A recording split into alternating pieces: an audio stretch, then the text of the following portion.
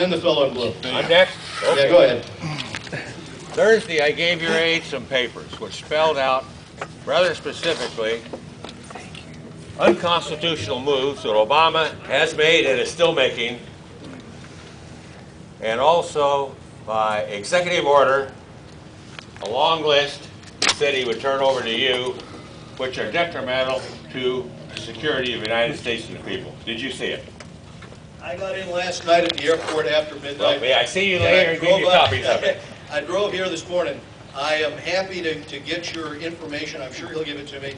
And also, I can give you a lead on Pelosi. You can get her. You can get her withdrawn. All right. She's turning. Go ahead, give me that, and we'll go to the gentleman in blue. Thank you. All right. I want to thank you first for co-sponsoring on HR 1207, the Audit the Fed bill.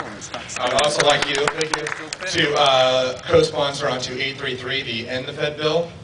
That would be awesome. When I talked to you in Fullerton, the town meeting, we discussed Posse Comitatus and the clear violations going on in Pennsylvania, and Boston, and in Arizona, and Tennessee, and even in San Bernardino County. Now Kentucky. Yes. Huh? So I want to first ask you, how can we prevent that violation from happening here? We don't want the military on our streets mixing with our police. Secondly, it has come to my attention that Obama has now held a new office as the UN Security Council chairman, and that's a clear violation of the Article 9 of the Constitution. And I want to know how we should deal with this. Well, I think for those of us that are worried about limiting government and making certain that government is limited and doesn't expand beyond its constitutional prescriptions, the way to do it is through the courts and through the type of direct action that you're talking about. We had the hearing yesterday on the auditing the Fed, to go to the issue that you talked to us about in Fullerton at the town meeting. I thought it was quite illuminating. It lasted probably 5 hours. We had several witnesses, and we went through the lack of accountability right now. We went through the issue of what the Fed is supposed to do, which is keep the interest rate steady and flat. And as you know, the Fed didn't do a very good job of that, because in June of 2003, the Fed decided to set interest rates at a negative amount. Real interest rates were set at a negative figure when adjusted for inflation, and that happened. And for 4 years running, our Federal Reserve did that. The central banks in Europe followed suit.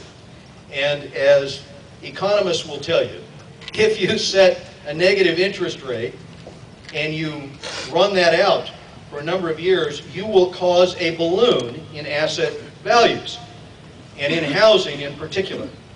It created a huge balloon. That's what the Fed did wrong. What the Fed did right was the Fed came to Congress and said, look, you're compounding.